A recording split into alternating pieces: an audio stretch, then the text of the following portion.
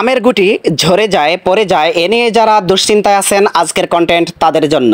সম্পূর্ণ ভিডিওটি দেখলে আশা করি অনেকাংশেই উপকৃত হবেন।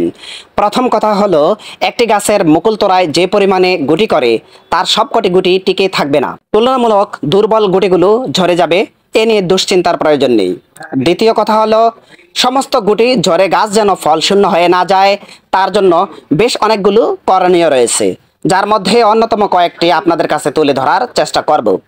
1 নাম্বার, গাছের গোড়ায় প্রতিদিন পানি দিতে হবে, এতে পানি শূন্যতাজনিত কারণে গুটির ঝরা রোধ হবে।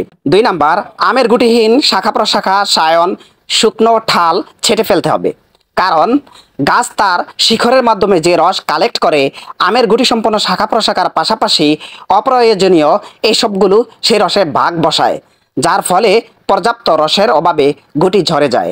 3 নাম্বার, মুকুল তোড়ায় অপুষ্টিকর গুটি থাকলে সেগুলো ছিঁড়ে ফেলতে হবে, এতে ওই তোড়ার মাধ্যমে আহরিত সমস্ত রস টেনে পরিপুষ্ট গুটিগুলো আরও বেশি হৃষ্টপুষ্ট হবে। 4 নাম্বার, ছত্রাক কিংবা পোকামাকড়ের আক্রমণে যদি তোড়া কিংবা গুটি ঝরা শুরু হয় তবে ছত্রাকনাশক এবং কীটনাশক গাছে স্প্রে করতে হবে।